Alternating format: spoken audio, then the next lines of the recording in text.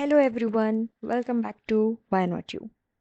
आज का वीडियो जो है ना वो मैं काफ़ी टाइम से बनाना चाहती थी, क्योंकि इस टॉपिक पर मुझे बहुत कमेंट्स आते हैं कि मैम मुझे बस एक दिन ही बिलीव होता है, अगले दिन नहीं होता है, सब ख़त्म हो जाता है, मैं एक स्टोरी पर टिक ही नहीं पाती। कभी कभी लगता है कि वो मेरा है और कभी लगता है शायद नहीं। और मैंने जब ये कमेंट्स पढ़े ना, मुझे रियलाइज़ हुआ कि ये प्रॉब्लम सिर्फ एक दो लोगों की नहीं है। बहुत सारे लोग इस साइकिल में फंसे हुए हैं। हम सब मैनिफेस्टेशन स्टार्ट तो बहुत कॉन्फिडेंस के साथ करते हैं। हम डिसाइड करते हैं कि हाँ, यही मेरी स्टोरी है। लेकिन फिर कुछ ट्रिगर हो जाता है, रिप्लाई लेट आता है या कोई मोमेंट नहीं दिखता, तो हम अपनी स्टोरी चेंज कर देते हैं। कल तक जो हम कह रहे थे कि वो मेरा ही है, आज हम सोचने लगते हैं कि शायद वो मुझ में इंटरेस्टेड ही नहीं है। और फिर अगले दिन हम फिर अफर्मेशंस करते हैं, फिर बिलीव करते हैं, फिर कोई ट्रिगर आता है और फिर से वही साइकिल में हम फंस जाते हैं। और शायद इसी वजह से बहुत लोगों को लगता है कि मैनिफेस्टेशन काम ही नहीं कर रही। लेकिन मेरी अंडरस्टैंडिंग में प्रॉब्लम मैनिफेस्टेशन की नहीं होती, प्रॉब्लम हमारे माइंड के पैटर्न की होती है। और आज इसी बारे में मैं बात करने वाली हूँ कि आखिर हम एक ही स्टोरी पर टिक क्यों नहीं पाते, और उससे भी इम्पॉर्टेंट कि इस साइकिल से बाहर कैसे निकला जा सकता है। तो चलिए शुरू करते हैं। तो सबसे पहले समझते हैं कि हम अपनी स्टोरी इतनी जल्दी चेंज क्यों कर देते हैं। इसका जो आंसर है ना वो मैनिफेस्टेशन में नहीं है, इसका आंसर हमारे माइंड में छुपा हुआ है।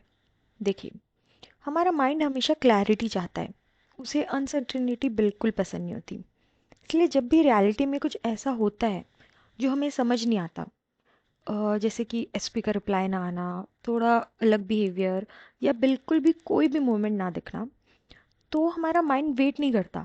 वो तुरंत एक स्टोरी बना देता है कि वो मुझ में इंटरेस्टेड नहीं है, वो मूव ऑन कर गया है, मैनिफेस्टेशन मेरे लिए ही काम नहीं कर रही। और पता है इसका फनी पार्ट क्या है? ये स्टोरीज रियलिटी ने नहीं बनाई है। ध्यान से सुनिए, ये स्टोरीज रियलिटी ने नहीं बनाई है, ये स्टोरी हमारे माइंड ने बनाई है। क्योंकि उसे मुझे नहीं पता एक्सेप्ट करना मुश्किल लगता है। उसे कोई ना कोई आंसर चाहिए होता है, चाहे वो आंसर सच हो या ना हो। और फिर जब हमने एक स्टोरी बना ली होती है, हमारा माइंड उसी स्टोरी के प्रूफ ढूंढना शुरू कर देता है।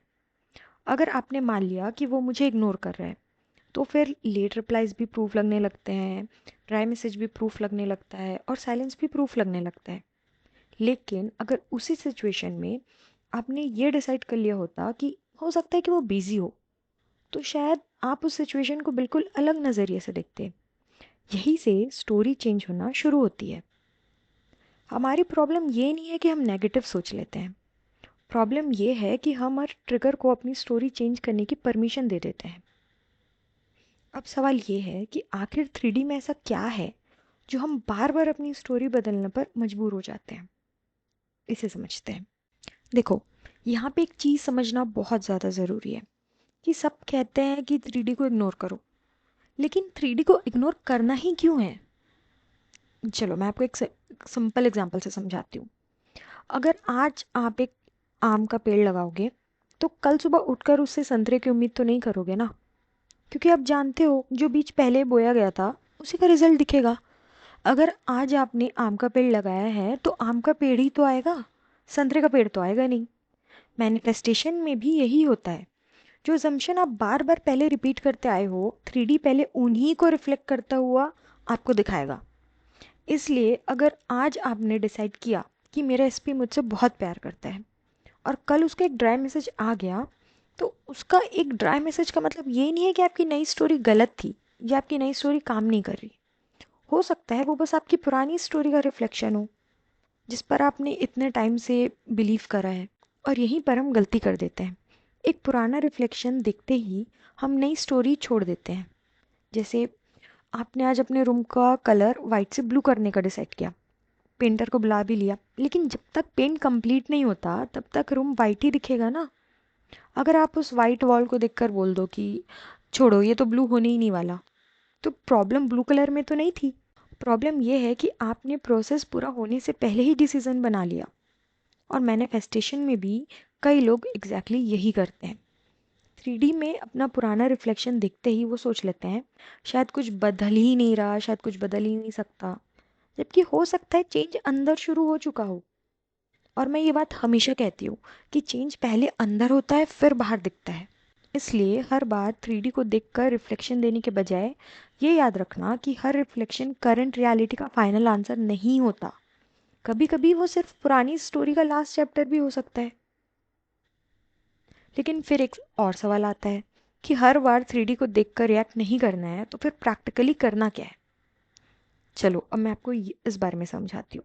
तो करना क्या है, सबसे पहले एक ही चीज़ डिसाइड करिए कि आपको एग्जैक्टली चाहिए क्या। और जब आप डिसाइड कर लो तो उस डिसीजन के साथ टिके रहो। हर बार 3D देखकर अपनी स्टोरी मत बदलो। मैं ये नहीं कह रही कि 3D को देखना ही बंद कर दो। हम सब रियलिटी देखते हैं, लेकिन कुछ दिनों के लिए उसे इतनी इम्पोर्टेंस देना तो बंद कर सकते हो ना। जैसे कि मान लेते हैं आपने जिम ज्वाइन किया। अब सिर्फ 2 दिन एक्सरसाइज करने के बाद आप मिरर के सामने खड़े होकर ये तो नहीं बोलोगे कि मेरे मसल तो आया ही नहीं। क्यों? क्योंकि आप जानते हो चेंज को दिखने में थोड़ा टाइम लगता है। बिल्कुल वैसे ही अगर आपने आज अपनी स्टोरी चेंज की है तो हो सकता है 3D को उस चेंज को रिफ्लेक्ट करने में थोड़ा वक्त लगे। और शायद इसलिए आपको लगता है कि अभी तक कुछ बदला ही नहीं, क्योंकि आप इतने टाइम से पुरानी स्टोरी ही देखते आए हो कि अब नई स्टोरी देखकर भी आपको ट्रस्ट करना थोड़ा डिफिकल्ट लगता है।